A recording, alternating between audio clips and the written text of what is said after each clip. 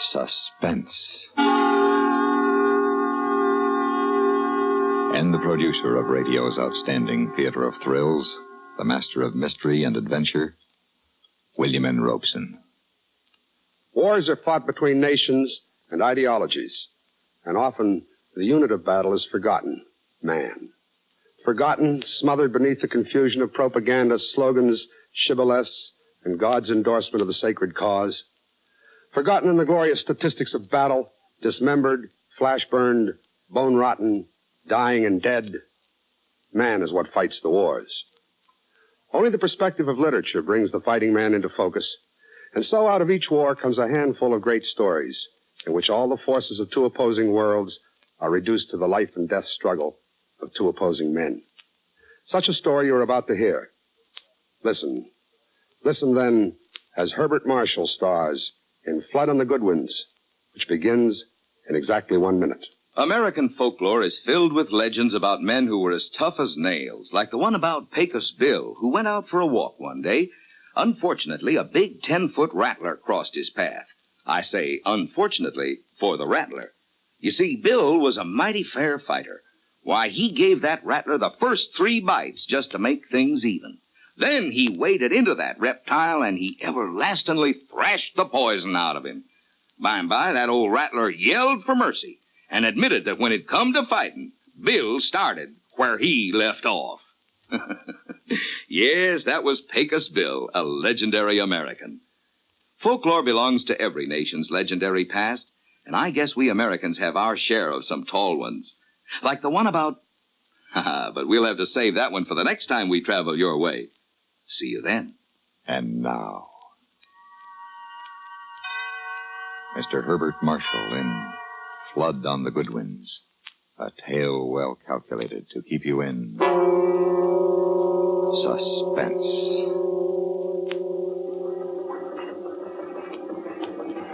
Is that another one? Where? Off the starboard. Oh, no. It's a mattress. Blasted fault. Couldn't see the living, let alone the dead. I don't think we'll be finding any more. Not the way the stuff's settling down now. Where do you figure the patrol boat is? She ought to be about a couple of 100 yards to port. Take it easy now, Uncle. Don't want to ram her. Now, don't you worry about me, Dundas. Just you start singing out. Patrol boat, ahoy! Patrol boat, ahoy! Ahoy! Who are you? Captain Mack of the Mary D. They sound to be dead ahead, Mac. Better cut it back. I see her. We'll come about her. We're coming around your stern. Get any more? Yes, 3. Bear a hand there. 3 more coming aboard. Any alive? No, all 3 are drowned.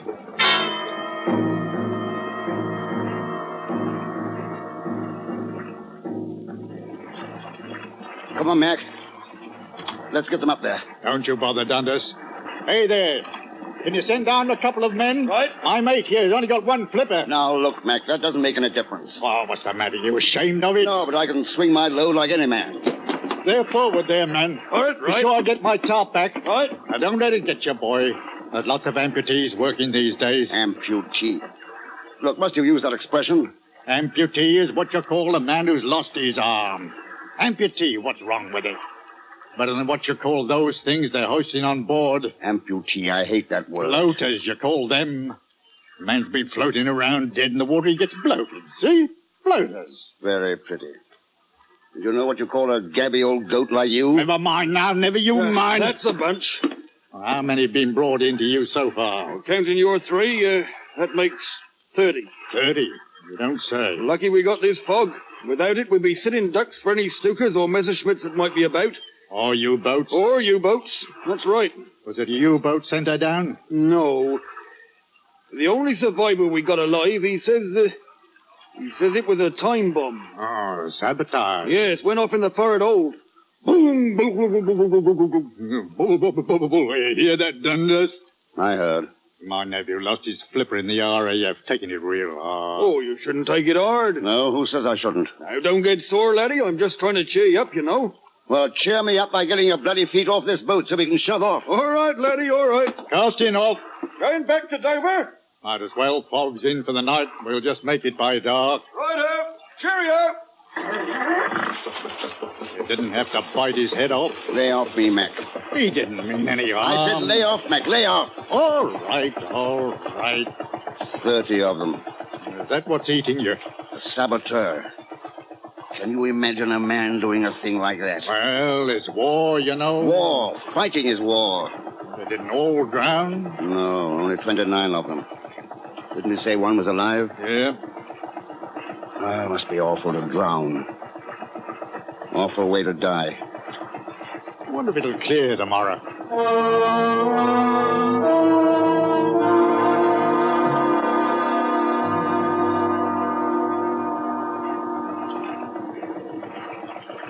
Black Nana beam. I see it. Good navigating, Dundas. Wharf ought to be right ahead of us. Mary! Doctor? Coming in. Get ahead, Mac. Right. There. I'll jump it. Hello, you two. Hello, Donnie. How was it, Uncle? Terrible, dear. Just terrible. Were there many? 30. Oh, dear. Mac, how's the petrol? Ample. We didn't use a quarter of it. Are you going to fish tonight? Ask Mac. It's his boat. Fishing tonight, Uncle Mac? In this fog? I should say not. But Dundas can navigate for you. Well, I don't know. I brought a basket of food in case you're going out again. Oh, I don't know. I think that husband of yours needs some sleep. Are you going to start again? What's wrong? All day long he's complaining like an old woman. Just because he had the bad luck to lose his fin. Fin. Flipper. Why can't you say arm? See what I mean? Well, you know you are a little rough about it, Uncle Mac. Oh, what ought I to do? Help him feel sorry for himself? Get out, both of you. There was a man to see you, Uncle Mac. Who? We didn't say. He said he dropped back. Oh, what do he look like? Very tall, distinguished looking. Who's that, Mac? Not me. Tall, you say? Yes, and carrying a little briefcase. Oh. Come for the payments on the boat, Mac. Oh, hardly likely. Oh. Oh, would this be him? Oh, yes. You're back just in time to catch them. Good. Very good. You looking for me? Yes. You're Captain Mac. That's right. And who is this, please? Mr. Dundas, my nephew. The husband of this lady? Look, mister, who are you and what do you want? Oh, it's very simple. You must forgive my questioning. When one is engaged in my work, one can't be too careful. Your work? Intelligence. What's that got to do with us? I want to charter your boat for a trip. Government work, eh? Yes. A secret mission. Where is it you want to go? To Ostend. Tonight. Belgium. Oh, that's a fair haul. And there's the U-boats. The fog will cover you. Here, what'll you pay? The Crown provides handsomely in these cases. £100. You're on. Wait a minute, Mac. Huh? Mind showing us your credentials, mister? I shouldn't mind at all, fellow. But the fact is, I'm not carrying any. You're not, eh? This isn't what you'd call a casual visit. Oh, use your head, Dundas. He's going where the Nazis are. No credentials. Then would you mind explaining why you're sniffing around a little fishing boat like this when you could cross on one of those big, fast torpedo boats they've got over at the yard? I find this man insufferable, Captain. Now, what do you say? Time is growing short. Why don't you take a torpedo boat or a minesweeper? They've got sweepers there, too, you know. Well, you must know the answer to that. Those are naval vessels. They might be seen by one of the enemy shore stations. In this fog. You are a liar, mister. And you are a very astute fellow. Into the boat, all of you. A gun. Yes, my ticket to Ostend. Put that thing down. Look out, Mac. He's serious. Oh, indeed I am. Now, in. You too, miss. Dundas. Do what he says, Mary. I'll start your motor. Make me. Shall I? Start it, Mac. Oh, but this is crazy. You, untie the ropes. And you, miss, you sit up there. You don't stand a chance. We'll see. I'll sit up in the front with the lady. Front. You don't know much about boats, do you? No, and I shan't pretend to. Listen, mister. We can't get out. They got submarine nets across the harbor entrance. But I happen to know they're open until 8. Now, I'd better warn you. No tricks. I'm very good with this gun. You are, eh? Dundas, he says he's very good with that gun. Then we better do as he says. Let's go.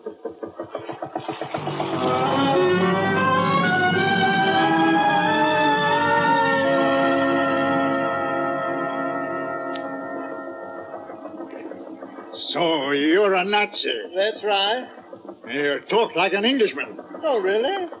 A Nazi. What are you, a spy? You might say that. Or what are you going back to the continent for? The war's not over? What time do you think we'll hit the Belgian coast? Around midnight. You didn't answer my question. What was that? Why are you leaving England? Scared? If you like. But as a matter of fact, I'm returning because I've completed my mission. Oh, what was that? A matter of a bomb. Sabotage, eh? Naturally. That ship, the one that went down off the coast, was that your work? Yes, I planted the bomb in the hold this morning before she sailed from Dover. You stinking filthy Hold it, Mac, hold it. No, let him curse. I find him an amusing old gaffer. 30 men drowned because of you. 30? What dear me. There were 45 aboard, you know. With 29, Mac. 29, 30, what does it matter? This big, skinny Nazi is sneaking in the dark with his mission not completed. As a matter of fact, we were only joking, mister. Nobody was drowned. What are you talking about? 29. Your sense of security is a little delayed, one arm. Don't you call me one arm. Oh, sorry. What's the time, Dundas? Quarter of. We ought to be over the Goodwins sands. Got enough water under you? Oh, yes. The Goodwins won't be exposed until low tide. That would be at midnight. That's right. So we get a fast ride back anyhow. If he lets us come back. Yes, if. How do we know you won't kill us when we let you off? You have my word. Oh, Dundas. Don't take on, dear. I can't help it. I'm frightened. Let her come back here with us. No. See how tough he is? Shoots women. If necessary. I'd like to see you get that close to me. Oh, would you? Yes. Now look, Nazi. I'm walking toward you.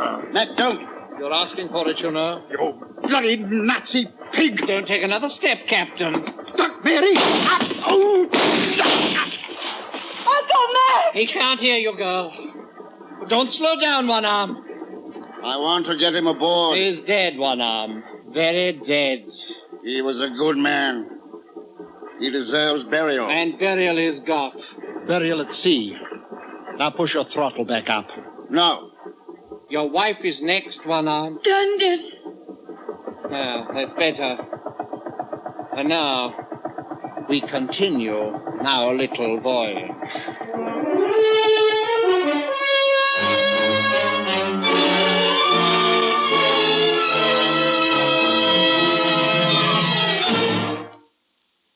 In just a moment, we continue with Suspense. Do you know the Social Security benefits to which you will be entitled when you separate from the service and take a civilian job?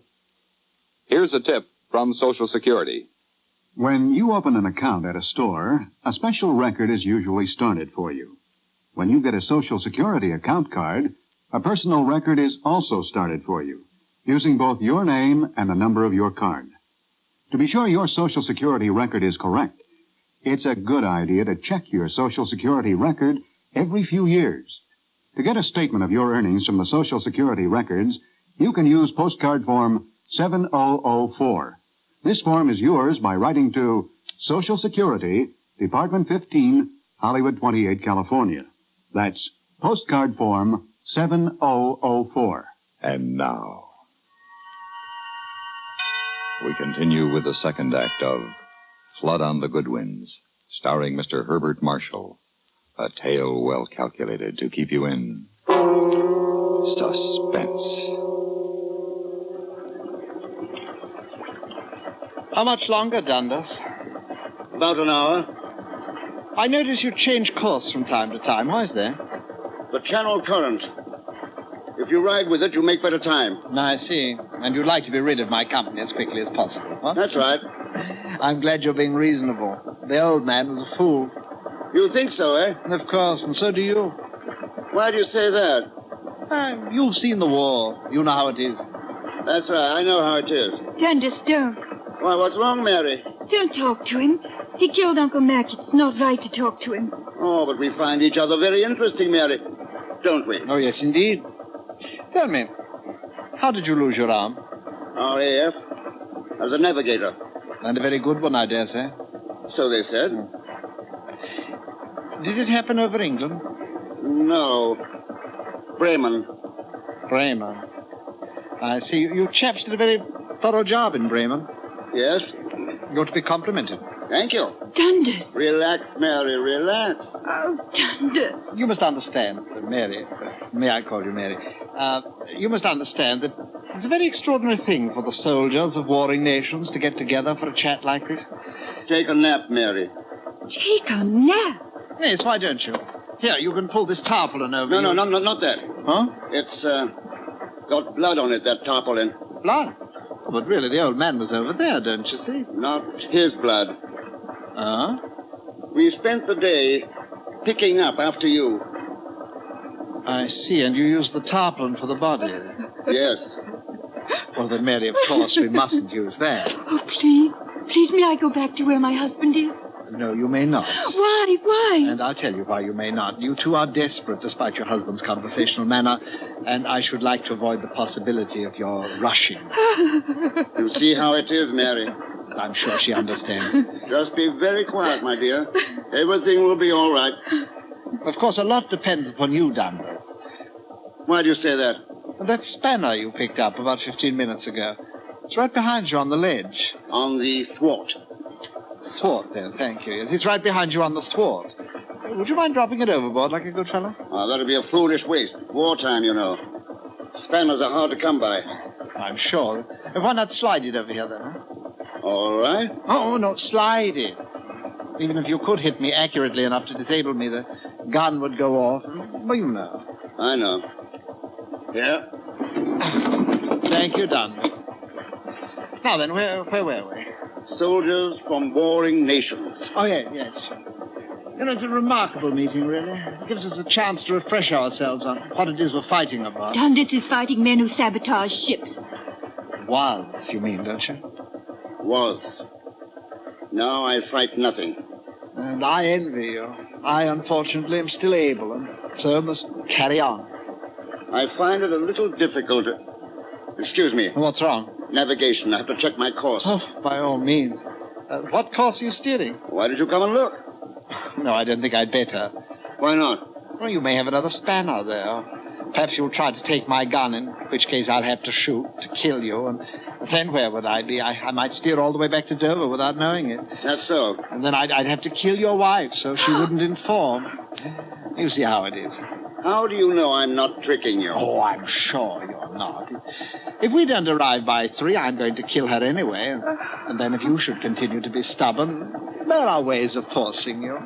You mean torture?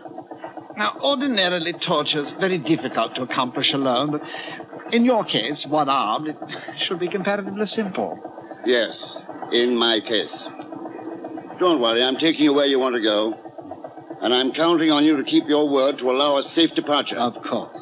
I don't believe him, Dundas. Why not? Because you are what you are. And because Dundas might know something your people want to find out. Dundas, don't you see? They will torture you. He's lying, Dundas. Please, Mary, please don't worry. You have my word. My sacred word on my honor as a champion. There, you see, Mary.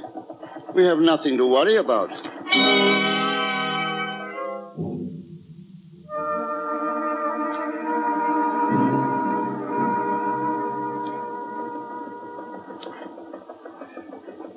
Your wife seems to have gone to sleep at last. Good. Poor thing, she's very tired. You know, you're a lucky man. Why? To be home with a lovely wife, to be out of the fighting. Yeah, I suppose I am. No, I'll be glad when it's over. You think it'll be over soon? No, quite. You've heard of our buzz bombs. Yes. No, that's only the beginning. We're developing weapons 1,000 times as terrible. Oh, 10,000 times as effective. Really? Tell me about them. Well, there are rockets, the like of which the English have not dreamed. Rockets that can travel 100 miles or 300 miles. No one knows what their range will be. Radio control, speed about 30,000 miles an hour, altitude 60 miles. And what they will carry, I'd leave to your imagination. Why leave it to my imagination? Huh? You wouldn't tell me about all this highly secret business if it were your intention to let us go, now would you? I'm sure your agents know all this by now. I don't know. But something tells me you've come to a decision about us. How much longer till we reach shore? Not long now. I'm bringing her into a deserted beach a few miles outside of Ostend. I see. If you look ahead, you may see the shoreline soon. Straight ahead? Yes? And that's impossible. The fog is much... I've got it, Dundas! Give me that gun! Here, darling. Stand back, fellow. That's it. Now raise them good and high. Oh, Dundas. Good work, Mary. I thought he'd never drop his wrist. I waited and waited. Here, Mary, take the wheel. Hold that course. Yes, darling. Remarkable woman, your wife. Yes, indeed. Unfortunately, there's no cartridge in the chamber. It's pointed at your gut. Why don't I pull the trigger and see if you're telling the truth? Perhaps you'd better not. I don't see why not, if it's empty. No, it's loaded. Uh-huh. I thought so. I wonder if you're the type who can kill the man he's facing. I don't know. I've never done it. No, it's very difficult, really. Just think of me as a fellow human being. Flesh and blood, like yourself. Think of the infinite genius that went into making this body of mine. The skin, the muscles, the arteries, veins, organs, vessels, and the blood. The blood. Murder's a very difficult thing when you're face to face with your victim. I know. I don't feel as though I could kill you right at this minute, but suppose I try. All I have to do is squeeze the trigger ever so little. Wait, no, don't. Why not? My life is worth a lot to me. More, believe it or not, than my pride, my honor, my love of Germany. Much more than that. All right. Have you a proposition? Dundas. Be still, Mary. I know what I'm doing. Yes, you keep out of this. What's your proposition? Money. You're going to need money, aren't you? A one-armed man has a difficult time of it in peacetime. Jobs are hard to get. Go on. Well, I have several accounts in London banks. Big accounts. I can write you a check. You can cash it tomorrow. How much? £1,000. I can't hear you. Dundas, what are you doing? 2,000. 3. 5, then. That's all the money I have in the world. How much do you have on you? Oh, yes, in the briefcase. £150. I'll get it. Don't move. But the briefcase... I'll take care of that after you leave. Write the check for £5,000. Oh, Dundas, please don't do it. Your wife doesn't seem to understand these things. No, this is the way of the world, my dear. Dundas. And for this consideration, I let you off at the beach. Of course, I want to warn you against mentioning my name. But of course. Here's your check. Thank you. Aren't you going to shoot me now?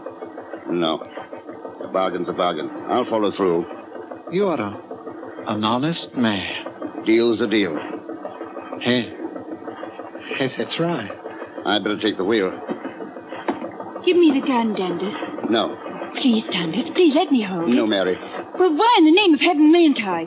You can't steer and cover him at the same time, not with one hand. If you take the gun, you'll shoot him, Mary. I know you. Oh, no, I wouldn't. Yes, you would. That would be dishonest, Mary. We've made a deal, this man and I.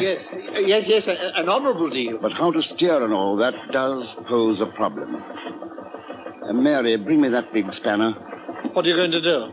Since I can't handle the wheel and the gun, and since Mary's not to be trusted, I'll keep the spanner for just in case. And solve the gun problem very simply. Dundas, you fool, you idiot. And you, sir, you'll find a fishing line with lead on the end of it, right up there in the front locker. Huh? I'm going to slow down. They're almost there. You'll do the sounding for me. Oh, yes. Yes, of course. You deliberately threw the gun overboard. You're selling out. £5,000, dear. The Yanks put it. That ain't hay. I have the line. Throw it ahead of you. Then feel when it touches bottom. Then measure the depth by your spread arms. Here goes. Oh, Dundas. I know the war is a shock to you, losing your arm and all, but don't do this. You'll regret it the rest of your life. Bottom. How deep? 2, 3, 4, 5. 5, that's all. We're closing in on the coast. Swing again. Righto. We'll hear the surf in a minute now. Not be very strong, low tide, you know. 2, 3 and a half. All right. Get ready to jump. Jump? This boat hasn't got wheels. You'll have to walk the last 10 feet in. Oh, all right. Get ready. Here we are. The minute you feel her scrape bottom, jump out and push the bow around. Roger. Dundas. Here goes. Good night. Good night. Sucker. Why, sucker? That check. The bank is short of funds to the name I saw. Oh, really? You found the beach? Yes, I'm on it. Take a few steps. Fine. You'll see. It stops. There's water beyond. The bank is short of funds. That beach is short of sand. Where am I? You're on the Goodwins sands. Dover is just 6 miles that way. Which way? I didn't say. And if you're thinking of swimming, I can tell you don't stand a chance. You thief! You one-armed murderer! It's low tide now, but wait a while. In a few hours, it'll be 10 feet over your head. Drowning's not pleasant, Nazi. If you had your gun, you could shoot yourself. You could hang yourself with your belt, but there aren't any trees. So, think about those men you drowned today. Think about them while you wait. I may be around to pick up your body, too. Maybe. Wait! Wait! Good night, floater.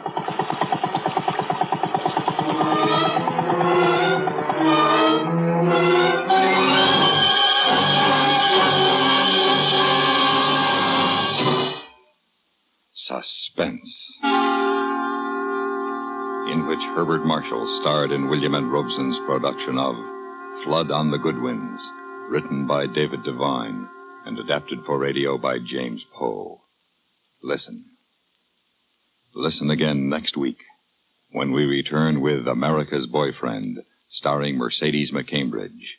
Another tale well calculated to keep you in suspense. Supporting Mr. Marshall in Flood on the Goodwins were Hans Conried, Ellen Morgan, Raymond Lawrence, and Richard Peel.